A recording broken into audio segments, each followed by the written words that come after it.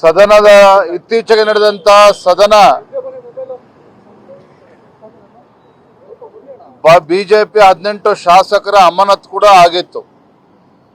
ಹಲವಾರು ಬಾರಿ ಮಾನ್ಯ ವಿರೋಧ ಪಕ್ಷದ ನಾಯಕರು ಮೇಲೆ ಶಾಸಕರು ಸಭಾಧ್ಯಕ್ಷನ ಭೇಟಿ ಮಾಡಿ ಮನವಿ ಮಾಡಿದ ನಂತರದಲ್ಲೂ ಕೂಡ ಬಿಜೆಪಿ 18 ಶಾಸಕರ ಅಮಾನತ್ ಏನು ಮಾಡಿದ್ದಾರೆ ಅದನ್ನು ಹಿಂಪಡಿತಕ್ಕಂಥ ಕೆಲಸ ಇವತ್ತಿಗೂ ಕೂಡ ಆಗಿಲ್ಲ.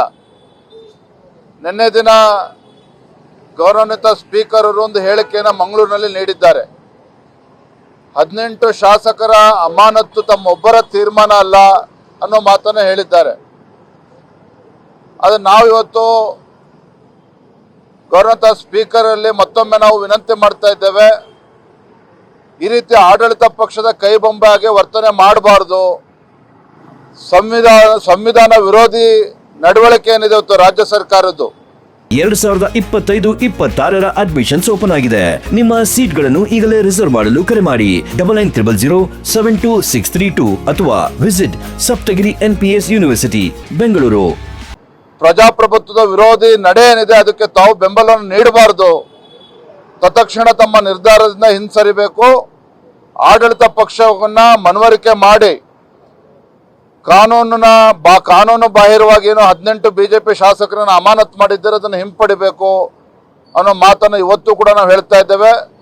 ಗೌರವಾನ್ವಿತ ರಾಜ್ಯಪಾಲರನ್ನು ಕೂಡ ಭೇಟಿ ಮಾಡಿ ಅವರು ಕೂಡ ಇದರಲ್ಲಿ ಮಧ್ಯಸ್ಥಿಕೆ ವಹಿಸಬೇಕು, ಸರ್ಕಾರಕ್ಕೆ ಬುದ್ಧಿ ಹೇಳಬೇಕು ಅನ್ನೋ ಮನವಿಯನ್ನು ಕೂಡ ನಾವು ರಾಜ್ಯಪಾಲರು ನಾವು ಮಾಡಿದ್ದೇವೆ. ರಾಜ್ಯದ ಮುಖ್ಯಮಂತ್ರಿಗಳೇ ಈ ರೀತಿ ಹೇಳಿಕೆಗಳನ್ನ ಕೊಟ್ಟಾಗ ಯಾವುದೇ ಕಾರಣಕ್ಕೂ ಭಾರತ ಯುದ್ಧವನ್ನ ಸಾರಬಾರ್ದು, ಪಾಕಿಸ್ತಾನದ ಮೇಲೆ ಯುದ್ಧ ಮಾಡಬಾರ್ದು ಅನ್ನೋ ಹೇಳಿಕೆಯನ್ನ ಮುಖ್ಯಮಂತ್ರಿಗಳೇ ಕೊಟ್ಟಾಗ ಇನ್ನ ತಿಮ್ಮಾಪುರ್ ಇರ್ಬೋದು, ಸಂತೋಷ್ ಲಾಡ್ ಇರ್ಬೋದು ಮಾತಾಡ್ತಕ್ಕಂಥದ್ದೇನು ವಿಶೇಷ ಅಲ್ಲ. 2025-26 ಅಡ್ಮಿಷನ್ಸ್ ಓಪನ್ ಆಗಿದೆ. ನಿಮ್ಮ ಸೀಟ್ಗಳನ್ನು ಈಗಲೇ ರಿಸರ್ವ್ ಮಾಡಲು ಕರೆ ಮಾಡಿ 9900072632 ಅಥವಾ visit Saptagiri NPS university Bengaluru. ಆದ್ರೆ ಒಂದು ಮಾತನ್ನ ರಾಜ್ಯದ ಮುಖ್ಯಮಂತ್ರಿಗಳು ಮತ್ತೆ ಮಂತ್ರಿಮಂಡಲದ ಸದಸ್ಯರುಗಳು ಕೂಡ ಗಮನಿಸಬೇಕು. ಅವರ ಪಕ್ಷದ ರಾಷ್ಟ್ರೀಯ ಅಧ್ಯಕ್ಷ ಇರ್ತಕ್ಕಂಥ ಗೌರವಾನ್ವಿತ ಮಲ್ಲಿಕಾರ್ಜುನ್ ಖರ್ಗೆ ಅವರು ಏನು ಹೇಳಿಕೆ ನೀಡಿದ್ದಾರೆ, ಇವತ್ತು ಕೇಂದ್ರ ಸರ್ಕಾರ ದೇಶದ ಪ್ರಧಾನಮಂತ್ರಿ ನರೇಂದ್ರ ಮೋದಿಜಿಯವರು ಯಾವುದೇ ತೀರ್ಮಾನವನ್ನು ತೆಗೆದುಕೊಂಡ್ರೂ ಸಹ ನಾವು ಅದಕ್ಕೆ ಸಂಪೂರ್ಣವಾಗಿ ಬೆಂಬಲವನ್ನು ನೀಡ್ತೇವೆ ಅನ್ನೋ ಮಾತನ್ನ ಮಲ್ಲಿಕಾರ್ಜುನ್ ಖರ್ಗೆ ಅವರು ಹೇಳಿದ್ದಾರೆ. ನಿನ್ನೆ ದಿನ ಶಶಿ ತರೂರ್ ಅವರು ಹಿರಿಯ ಸಂಸದರು ಅವರು ಕೂಡ ಕೇರಳದಲ್ಲಿ ಹೇಳಿಕೆ ನೀಡಿದ್ದಾರೆ. ಇವತ್ತು ಪಾಕಿಸ್ತಾನದ ವಿರುದ್ಧ ಉಗ್ರಗಾಮಿ ಸಂಘಟನೆಗಳಿರ್ಬೋದು, ಪಾಕಿಸ್ತಾನದ ವಿರುದ್ಧ ನಿರ್ದಾಕ್ಷಿಣ್ಯವಾಗಿ ನಾವು ಕ್ರಮವನ್ನು ಕೈಗೊಳ್ಳಬೇಕು ಅನ್ನುವ ಮಾತನ್ನ ಸ್ವತಃ ಶಶಿ ತರೂರ್ ಅವರು ಕೂಡ ಹೇಳಿದ್ದಾರೆ.